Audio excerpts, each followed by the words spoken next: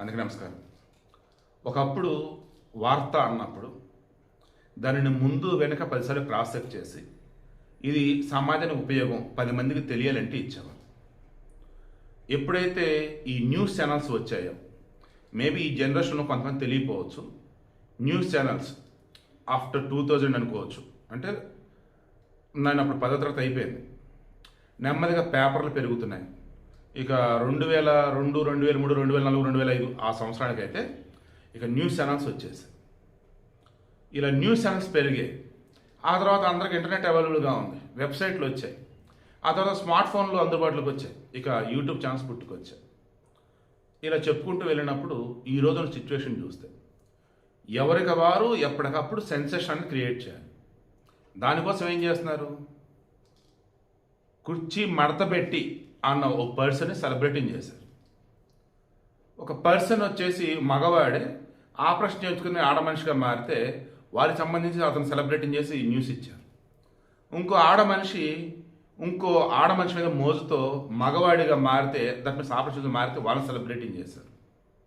ఆ తర్వాత జబర్దస్త్లో సెలబ్రేటింగ్ చేశారు. ఇలా చెప్పుకుంటూ పోతే ఇప్పుడు నేను చెప్పేటువంటి న్యూస్కి ఖచ్చితంగా మీకు అర్థం కావాలంటే నేను చెప్పేది ఏంటంటే, మన సమాజంలో జరిగింది ఏదైనా దానిని ఒక న్యూస్ లాగా ఒక హైలైట్ చేయడంలో ఎవరికి వారు సిద్ధహస్తులు. ఒక మనిషి చనిపోయారు, ఎందుకు చనిపోయారు ఏంటంటే క్రాస్ చెక్ చేయడం తర్వాత సంగతి. చనిపోయింది ఎవరు? ముస్లిమా? రీసెంట్ టైమ్స్లో ముస్లింలకు సంబంధించి ఇబ్బందికరమైన ఏం జరిగినాయో తీయండిరా. మరి ఇవన్నీ బయట తీసేదెవరు? హిందువులే. ఎందుకంటే వాళ్ళు న్యూస్ ఛానల్స్ ఏవో అవన్నీ ఉంటాయి. అలా వీళ్ళు ఏం చేస్తారు? ఆ చనిపోయిన ముస్లింకి ఆ రిమైనింగ్ ముస్లిమ్స్ కూడా లేని ఆలోచన వీళ్ళు కలిగిస్తారు. ఇదిగో మీరు ఇది అడగండి, ఇది పోరాడండి, ఇందుకోసం చనిపోయి చెప్పండి అని. అలా హిందువులలో కూడా కొంతమందిని అదేవిధంగా ట్యూన్ చేస్తూ ఉంటారు. క్రైస్తవుల్లో కూడా అలాగే. నేను చెప్తుంది మీకు అర్థమైందా? జగన్మోహన్ రెడ్డి నాన్న వైఎస్ రాజశేఖర హెలికాప్టర్ మాత్రం చనిపోయింది సెప్టెంబర్ 2, 2009. ఆ రోజు సెప్టెంబర్ 3, సెప్టెంబర్ 4, సెప్టెంబర్ ఇలా ఆ సెప్టెంబర్ నెలలో ఆనాడు ఉమ్మడి ఆంధ్రప్రదేశ్లో ఎవరు చనిపోయినా వైఎస్ రాజశేఖర్ చనిపోయినట్టు బాధలో చనిపోయారా అని చెప్పేసి వేసి పడేశారు. పిల్లల నుంచి ముదుసల వరకు వాళ్ళకి ఏం రోగాలైనా ఉన్నాయి, రోగం వల్ల చనిపోలే, వైఎస్ రాజశేఖర్ చనిపోయిన బాధలో చనిపోయారు. ఇలా క్రియేట్ చేశారు. ఈరోజు కోవబన్ నమ్ముకునే షేక్ భాష అనబడే వ్యక్తి ఖచ్చితంగా ఏ మనిషి మరణించినా, ఏ ప్రాణి మరణించినా వారికి సద్గతులు కలగడం మనస్ఫూర్తిగా నేను వేడుకుంటాను ఆ దేవుడిని. అంటే వాళ్ళ కుటుంబానికి ఆ దేవుడు అండగా ఉండాలని కోరుకుంటాను.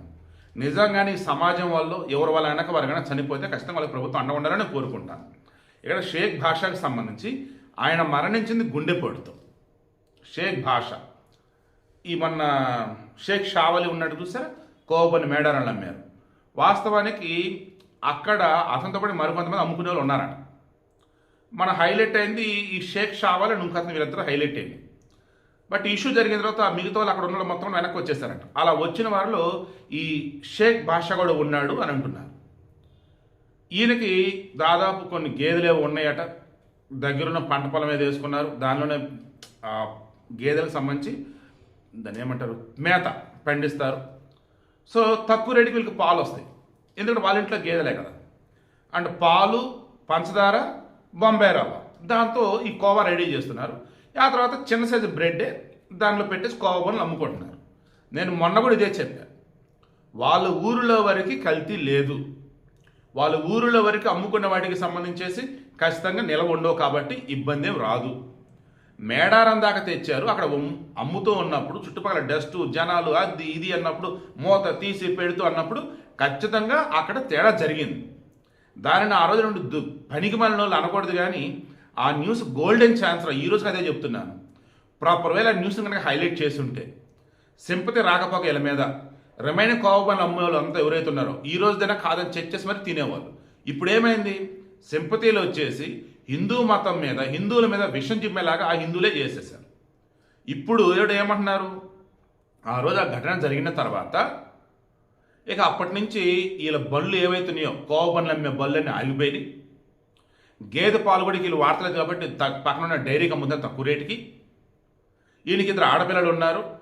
ఇక ఎలా బతకాలి ఏంటన్నటువంటి ఒక బాధలో, ఆవేదనలో సరిగా అన్నం తినలేదు. 10 రోజులుగా 15 రోజులుగా అలాగే ఉన్నాడు. అకస్మాత్తుగా ఈరోజు మధ్యాహ్నం గుండెపోటుతో చనిపోయాడు. దానికి కారణం మొన్న మేడారంలో కోవా బండి మీద నిందలు వేయటమే. దానివల్ల ఇదిగో ఈయన వ్యాపారం ఆగిపోయింది. దాంతో మనస్తాపం చెంది అన్నం తినకుండా ఉండి చనిపోయాడు. ప్రభుత్వం ఇప్పుడు వీళ్ళని ఆదుకోవాలి అంటున్నారు. జగన్మోహన్ రెడ్డి అనబడే ఓ వ్యక్తి అధికారంలోకి రాగానే 2019లో ఇసుకను ఎక్కడిదక్కడ ఆపేశాడు. ఎన్ని గుండెలు ఆగాయి, ఎంతమంది ఆత్మహత్యలు చేసుకున్నారు. ప్రభుత్వం ఒక్క రూపాయన వచ్చిందా? సిస్టమేటిక్ కళ్ళ ముందు కనిపిస్తూ ఉంది. వాళ్ళకి ఇసుక అనేది ఉంటేనే కన్స్ట్రక్షన్ వర్క్ నడుస్తుంది. ఇసుక అనేది ఉంటేనే కన్స్ట్రక్షన్ వర్క్ నడుస్తూ ఉంటేనే దానికి సంబంధించిన మెటీరియల్ రిమైనింగ్ సప్లై చేస్తూ కూలీలు వెళ్తూ బతుకుతాడు. ఈ పని కాకపోతే ఆ పని కాదు ఇంకో పని ఏదో చేసుకుంటారు. బట్ ఆ పనులన్నవి నడవాలంటే 4 రకాల పనులు నడవాలన్నా ఇసుక అన్నది కావాలి అక్కడ. ఆ రోజు జగన్మోహన్ రెడ్డి పని వాళ్ళు ఆపి అంతమంది మరణానికి కారణమయ్యాడు. బట్ ఎవరేమో అనలా జగన్ని, అనవసరం అన్నారు. బట్ తర్వాత మరలా జగన్ జై జగన్ జై జగన్ ఓట్లు వేసారు, అయిపోయింది. ఇప్పుడు ఇక్కడ మన దగ్గర 30 గేదెలు ఉన్నాయి, పాలు వస్తున్నాయి, కోవబన్ వ్యాపారం చేస్తున్నాం. ఎల్లకాలం కోవబన్ వ్యాపారం నడుస్తుంది ఎందుకు అనుకోవాలి? ఒకవేళ మధ్యలో ఇబ్బందులు వచ్చి వ్యాపారం ఆగిపోతే ఎలా? వర్షాలు కంటిన్యూగా పడుతున్నాయి, దాన్ని మార్కెట్లోకి పోవట్లేదు, మరి అప్పుడు ఎలా బతకాలి? సో నేను ఎప్పుడు ఇదే చెప్తా. నేను నా యూట్యూబ్ ఛానల్స్ పెట్టుకున్నప్పుడు కూడా మా అమ్మ గాజులు అమ్మి మరి నేను యూట్యూబ్ ఛానల్ స్టార్ట్ చేశాను. ఆ రోజు నేను అనుకున్నది, నాకు నా బర్త్డే జనవరి 30, నేను ఛానల్ పెట్టింది అక్టోబర్ 2, 2020. సో 2021 జనవరి 30 టార్గెట్. ఖచ్చితంగా ఆ రోజు నాకు రెవెన్యూ వస్తుంది. మీన్ వైల్ మా అమ్మ గాజులు అమ్మాను కాబట్టి నాకు మంత్లీ ఎట్టలేదన్నా ₹1,00,000 ఖర్చు ఉంటుంది. నాకు ఈఎంఐలు, లోన్లు అని అవన్నీ ఇవన్నీ ఇవ్వటి అవి అటు వెళ్ళిపోతాయి. అమ్మ గాజులు అమ్మినప్పుడు వచ్చింది ఒక 5 లక్షలు ఏమో వచ్చింది, అవి అటు వెళ్ళిపోతాయి. ఈలోపు ఇంక నేను సెటిల్డ్ అవ్వాలనుకున్నప్పుడు దూరదర్శన్లో ఫ్రీలాన్సర్గా చేస్తున్నా, మోడరేటర్గా డిబేట్లు, అండ్ కావ్యస్ మీడియాలో అనాలిసిస్లు ఇస్తున్నా. అండ్ నా దానిలో ఇవి కాకుండా బయట ఇంటర్వ్యూలు చేస్తా, బయట ఫ్రీలాన్సింగ్గా మరలా అనాలిసిస్లు ఇస్తా. ఇవి కాకుండా మీలో చాలామంది తెలియదు, అద్భుతంగా నేను పొలిటికల్ స్పీచెస్ రాస్తా. అండ్ షాడో రైటర్గా, గోస్ట్ రైటర్ అంటారు, బట్ నేను అలా షాడో రైటర్ అంట. కొంతమంది సినిమాల వాళ్ళకి, రిమైనింగ్ షార్ట్ ఫిల్మ్స్ వాళ్ళకి మంచి మంచి డైలాగ్స్ రాసిస్తా. ఇలా మల్టిపుల్ అనమాట నేను పెట్టుకున్నది మైండ్లో. ఇవన్నీ చేస్తూ కూడా యూట్యూబ్ మీద కాన్సన్ట్రేషన్ పెట్టి డే అండ్ నైట్ ఫైనల్లీ 2021 జనవరి 30 నా బర్త్డే నాటికి చెక్ చేసుకుని నాకు రెవెన్యూ గుడ్ 50,000 పైన వచ్చింది. ఫస్ట్ రెవెన్యూ నాకు 50,000 పైన వచ్చేసింది. ఇక ఆ తర్వాత నేను ఎప్పుడు వెనదిరిగి చూసుకోవాలి, మధ్య మధ్యలో ఇబ్బందులు ఉన్నాయి. కోర్స్ లాస్ట్ ఒక 8 months కూడా ఫైనాన్షియల్గా బాగా ఇబ్బందులోనే ఉన్నా. బట్ లక్కీలీ సేవింగ్స్ అమౌంట్, ఇంట్రెస్ట్కి ఇచ్చిన అమౌంట్ ఇంకొన్ని వస్తున్నాయి, సరిపోతున్నాయి. ఇదంతా ఎందుకు చెప్తానంటే ఈరోజు కొంతమంది కావాలని అతని మరణానికి కారణం ఏది మరణించింది అంతా కూడా మేడారం పన్నుకు సంబంధించి షేక్ షావల్ ఫుడ్ పై హైలైట్ చేస్తున్నారు. నేను తమలో కూడా అదే పెట్టా, బట్ పేరు పెట్టలా, వ్యాపారాన్ని పెట్టా. ఎందుకు మీకు అర్థం కావాలి కాబట్టి. వీడియో మొత్తం మీకు చెప్పింది అర్థమైందా? చనిపోయింది షేక్ భాష అని చెప్పేసి ఒక పెద్ద ఆయన, ఏజ్ 50+, అండ్ కోవబన్ వ్యాపారం ఇప్పుడు నడిచిద్దని అడగదని బాధలో ఉన్నాడు. అండ్ కొద్ది రోజులు బళ్ళు ఎక్కడెక్కడ ఉండిపోయినాయి. ఇక ఇప్పుడు ఏం చేయాలంటే అర్థం కావట్లేదన్న బాధలో ఆ రకంగా ఆల్టర్నేటివ్ లేవా చూసుకోవాలి కదా. నేను మరలా చెప్తున్నా, ఆయన చనిపోయాడు, నాకు బాధగా ఉంది. ఆయన ఫ్యామిలీ ఇప్పుడు ఇబ్బంది పడుతూనే ఉన్నారు. నేనేమంటున్నాను, కావాలని దీనిని మన మేడర్ జత లింక్ పెట్టి హిందువులే చంపారు ఈయన్ని అన్నట్టు అలా న్యూస్ పోర్ట్రేట్ చేస్తుంటే, అలా న్యూస్ ఇస్తూ ఉంటే, అరే అసలు ఇదేం జర్నలిజం అనిపించింది నాకైతే. నిజంగా అండి, చాలా అంటే చాలా బాధేస్తుంది నాకైతే. న్యూస్ కోసం మనం అలాగే, వ్యూస్ కోసం అలాగే, సెన్సెస్ కోసం అలాగే, చిల్లర కోసం అలాగే. అది ఏం బతుకులరా? ఒక మనిషి ఎందుకు చనిపోయేంటి కనీసం అది కూడా చెప్పరారా? దాన్ని కూడా కమర్షియల్గా వాడేస్తారా? మరలా చెప్తున్నాను, మన భారతదేశంలో 100 ఏళ్ళుగా ఇప్పటికి కూడా ఈ దేశంలో హిందువులే ఈ దేశానికి నిజమైన శత్రువులు, అందరూ కాదు కొందరు. వీళ్ళ తర్వాత మిగతా మతస్థులు ఎవరైనా కానీ. ఎంత దారుణం, ఎంత దుర్మార్గం రా అసలు. ఆ షేక్ షావలి మన మేడారం జాతరలో ఇబ్బంది పడ్డ కుర్రాడు ఫస్ట్ సింపతి చూపిస్తూ వీడియో వచ్చింది నేనే కదా. ఆ వీడియో కూడా ఏం చెప్పాను, అరే అక్కడ పాడై ఉంటే నిరూపించాల్సింది ఎట్లా చేశారేంట్రా అని చెప్పేసి చెప్పాను. అవునా? ఇప్పుడు ఏమన్నాను, అతనికి అసలు ఎంతమందిని రకాలుగా సపోర్ట్ ఇచ్చేసి అతని హడావుడి చేశారండి. హిందువులు నిత్యం ఎంతోమంది చస్తున్నారు, ఎంతోమంది ఈ రకం వ్యాపారాలు ఇబ్బంది పడుతున్నారు, ఎంతోమంది దాడులు జరుగుతున్నాయి. ఒక్కడంటే ఒక్కడు రెస్పాండ్ అయింది లేదు. కారు ఎందుకు? మనోడికి చెప్తే మనకేమొచ్చిందిరా, అవతలడికి చేస్తే సపోర్ట్ వచ్చింది. ఎవడరా సపోర్ట్ ఇచ్చేది? క్షమించాలి, చాలా అంటే చాలా బాధేస్తుంది నాకు కూడా.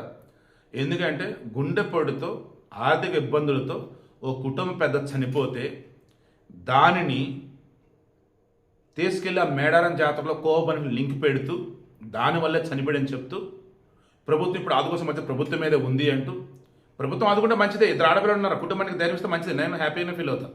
కానీ కోపనిషులు ఎవరైతే దాన్ని ఫేక్ అని, ఫంగస్ అని, ఫ్రాడ్ అని హడావుడి చేశారు చూసారా, వాళ్ళందరూ కూడా ఇప్పుడు ఈ పాపం అంటుకుంటుంది అని చెప్పేసి న్యూస్ ఇస్తూ ఉంటే చెయ్యి ఇదేం జర్నలిజం అనిపించింది నాకైతే. అందుకే విషయం మొత్తం వివరంగా చెప్పాను. చిన్న పిల్లలు, పెద్దవాళ్ళు, అసలు వయసుతో సంబంధం లేకుండా, తర్వాత జెండర్తో సంబంధం లేకుండా ఎవరు పడితే వాళ్ళు ఈ హార్ట్ అటాక్లతో చనిపోతున్నారు. బట్ వచ్చే ముందు ఖచ్చితంగా సిమ్టమ్స్ అయితే తెలుస్తాయి. దయచేసి డిప్రెషన్ గురి కావద్దు. అండ్ ఎన్ని ఇబ్బందులు ఉన్నా దానికంటూ పరిష్కారం వెతుక్కోండి. ఆరోగ్యం బాగోదు ముందు డాక్టర్ని కలవండి. టైం తినండి, టైం నిద్రపోండి. చనిపోయినటువంటి షేక్ భాషా ఫ్యామిలీకి సంబంధించి అల్లా తోడుగా ఉండాలి. అండ్ వాళ్ళ దగ్గర ఉన్నటువంటి గేదెలు కానీ రిమైనింగ్ ఏవైతున్నాయో దాంతో సరికొత్త వ్యాపార మార్గాలు ఆలోచించి సంతోషంగా ఎదగాలని మనస్ఫూర్తి కోరుకుంటూ ఉన్నా. వాళ్ళు గొప్పగా బతకాలని మనస్ఫూర్తిగా అల్లాని వేడుకుంటున్నా, నా రాముని, నా శివుని కూడా వేడుకుంటూనే ఉన్నా. దయచేసి ఇంకెప్పుడు కూడా వ్యూస్ కోసమో, న్యూస్ కోసమో, రేటింగ్స్ కోసమో, సెన్సేషన్ కోసమో దేన్ని పెడితే దానిని, ఏ చావును పెడితే ఆ చావుని అసలు సందర్భమైనటువంటి వాటికి లింక్ పెట్టేసి దేశాన్ని భ్రష్టు పెట్టించకండి ప్లీజ్.